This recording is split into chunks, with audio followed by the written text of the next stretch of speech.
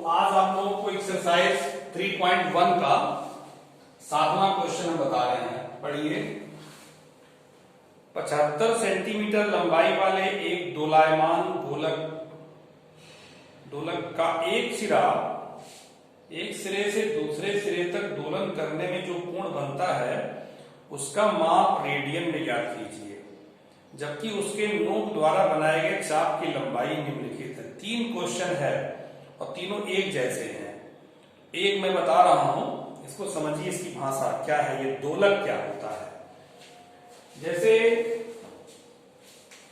कोई कील गाड़ दीजिए और एक धागा में एक आप कोई भारी वस्तु यहां पे लगा दीजिए। जब ये इधर से इधर ये चक्कर काटता है, यहां फिक्स है ये, जब ये चक्कर काटता है, इसी कहते हैं दोलायमान दोलक, ये दोलक है। तो इनका ये कहना है कि इसकी लंबाई 75 सेंटीमीटर लंबाई वाले एक दोलायमान दोलक, तो ये कितना है 75 सेंटीमीटर। इसकी नोक है ये इसकी नोक है, ठीक है। जैसे घड़ी नहीं होती, घड़ी आप देखोगे पेंडुलम वाली घड़ी चलती है ऐसे ऐसे, तो उसकी लंबाई 75 है और जब ऐसे चल रही है तो पहला क्वेश्चन इनका फर्स्ट पार्ट है, कह रहा कि 10 सेंटीमीटर जब उसकी नोक चाप की लंबाई 10 सेंटीमीटर बनाती है तो ये कोण कितना बनेगा। जैसे सुई जब यहां चली आई, ये सुई यहां से ऐसे चली आई यहां पे, तो ये कोण कितना बनेगा। पहला क्वेश्चन 10 सेंटीमीटर का है, ऐसे ही दूसरा और तीसरा लगा दीजिएगा, ये 15 सेंटीमीटर हो जाएगा दूसरे में, और तीसरे में 21 सेंटीमीटर हो जाएगा, और ये 75 हमेशा बराबर है क्योंकि सुई तो आपकी सेम है। जब 10 सेंटीमीटर चलती है ये सुई तो कितना कोण बना, ऐसे ही 15 सेंटीमीटर चलेगी तो कितना कोण बनेगा, ऐसे ही 21 सेंटीमीटर चलेगी तो कितना कोण बनेगा। 3 क्वेश्चन एक बता रहे हैं। इसमें साफ साफ देखिए त्रिज्या है, वास्तव में जब अभी देखिए एक ये केंद्र हो गया और ये आपकी त्रिज्या हो गई, तो त्रिज्या बराबर 75 सेंटीमीटर और चाप बराबर 10 सेंटीमीटर। रेडियन में कोण पूछे हैं तो रेडियन में ही आंसर आएगा, कोण बराबर चाप बटे त्रिज्या, सूत्र लगा दीजिए।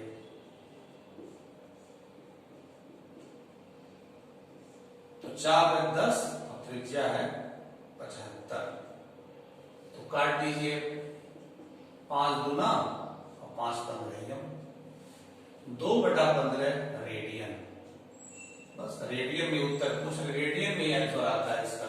चाप और त्रिज्या दिया है तो आप जब सॉल्व करते हैं तो वो रेडियन में आंसर आता है। तो दूसरा और तीसरा आप पार्ट कर लेंगे, ठीक है। इसके बाद आपको नेक्स्ट चैप्टर हम बताने चल रहे हैं। तो नेक्स्ट चैप्टर में आपको त्रिकोणमिति अनुपातों के जितने कोण पता है, कोणों के मान जितने पता है 0 से लेकर 90 तक, उनको एक बार रिवाइज कर लीजिए, ठीक है। उसके बाद मैं बड़े बड़े कोणों के मान निकालना आपको समझाऊंगा। तो जैसे आपको याद है ये साइन 0 का मान 0 होता है, साइन, इसको नोट कर लीजिएगा, याद है आपको, फिर भी नोट कर लीजिएगा। साइन 45 का मान 1/√2, साइन 60 की वैल्यू √3/2 और साइन 90 की वैल्यू 1, ठीक है।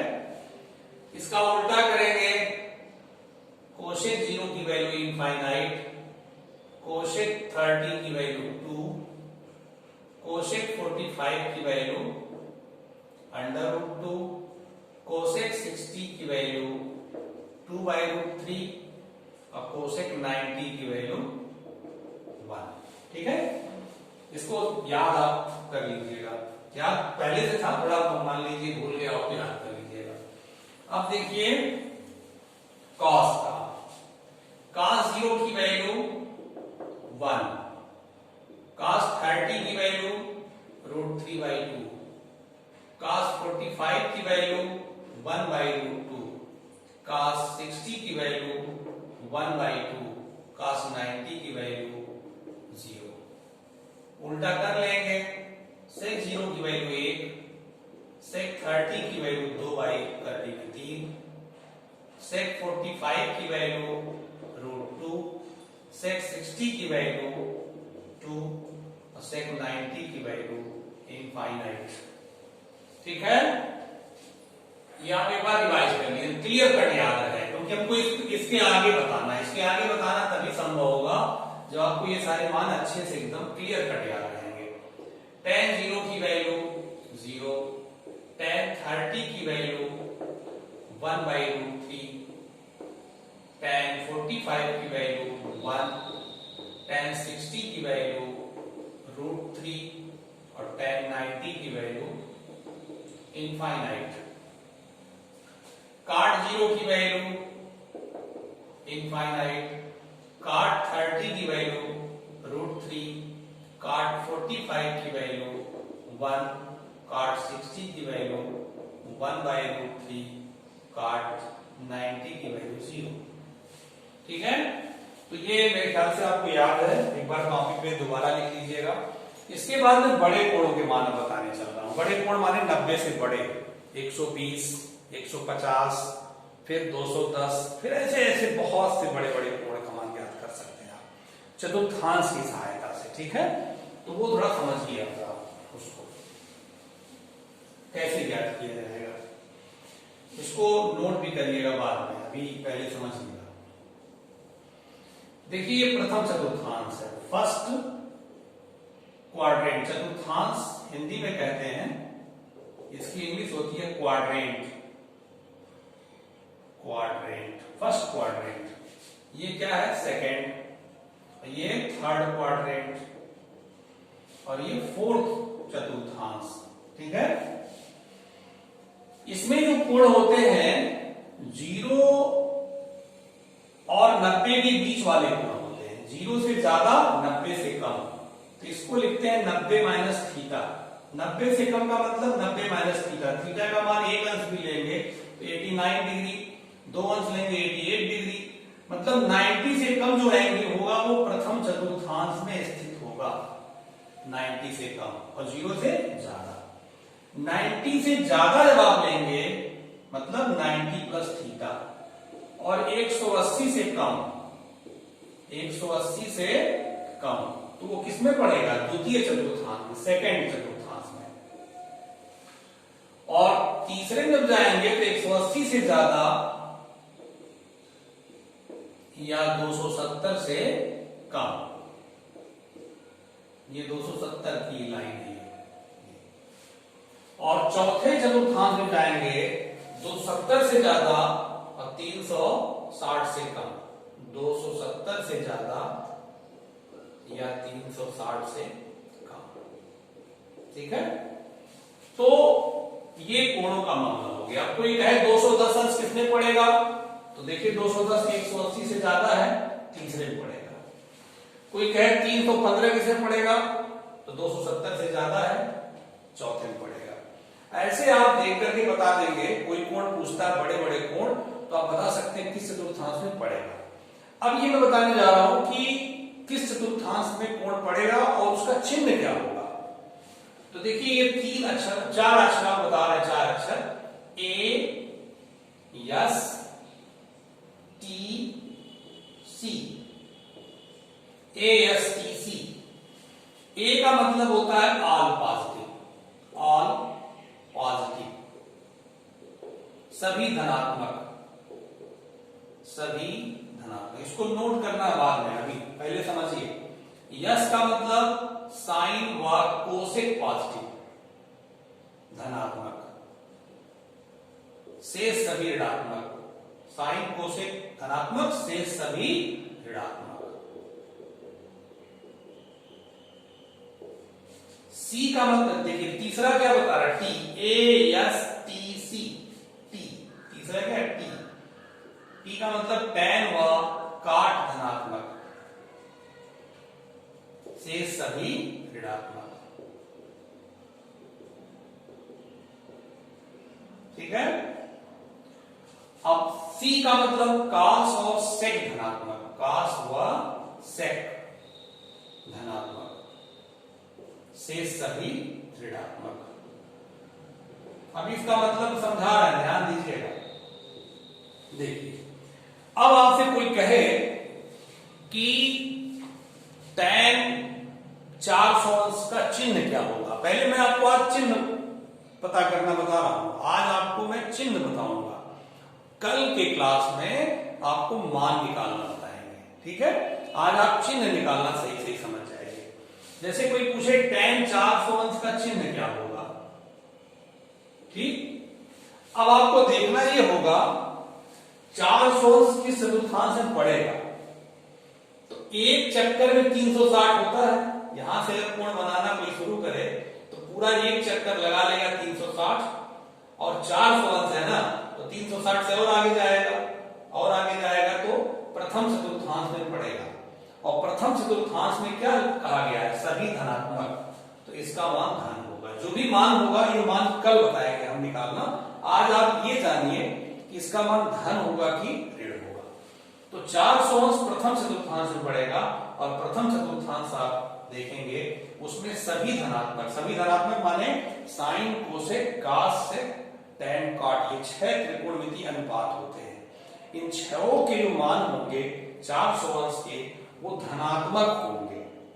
मान कितना होगा वो आपको बाद में हम बताएंगे, पहले आप चिन्ह के बारे में जानिए, धनात्मक। और देखिए, जैसे मान लीजिए पूछ लिया कोई सेक 220 अंश का चिन्ह क्या होगा।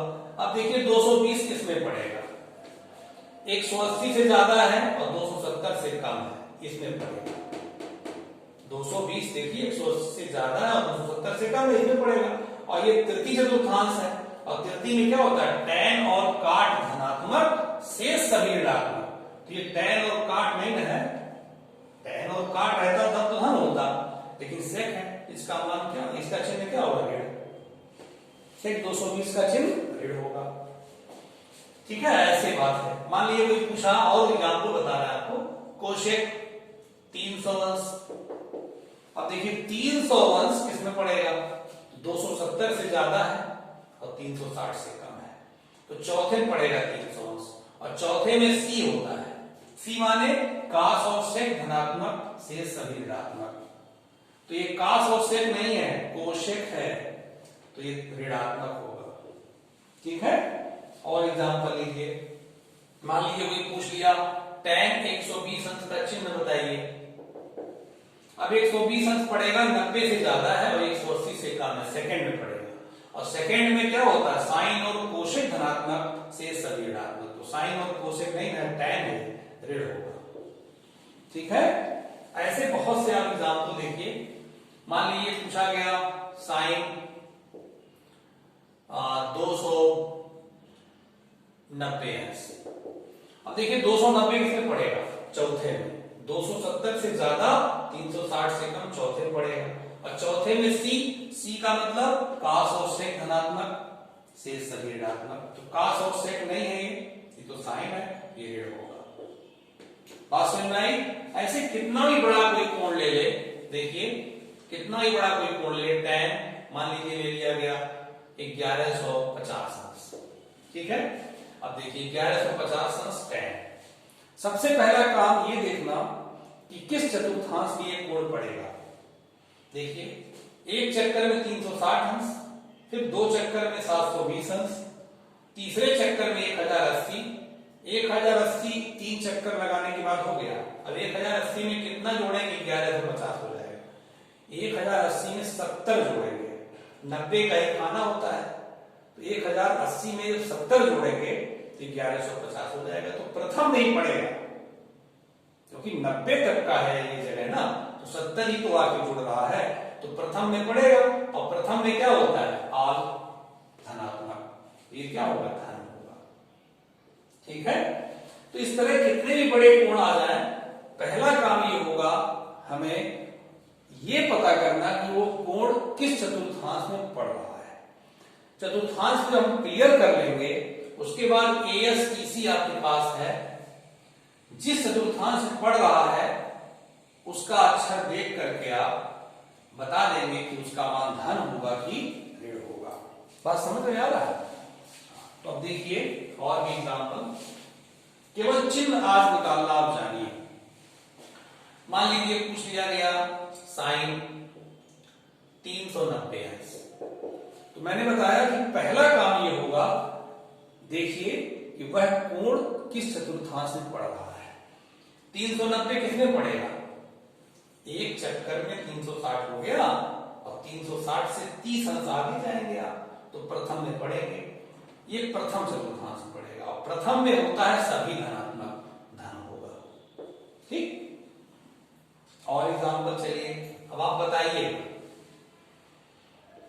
tan 710 अंश।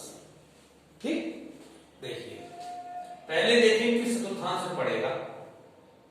710 अंश है, बड़ा कोण है। ये आपका 360 एक चक्कर हो गया, दो चक्कर 720 का होता है, तो 720 से कम है तो आप बैक हो जाएंगे 10 अंश। जब बैक हो जाएंगे 10 अंश तो चतुर्थ में पहुंच रहेंगे। तो चतुर्थ में क्या होता है? काश और सेक धनात्मक, यह है tan, ऋण हो जाएगा।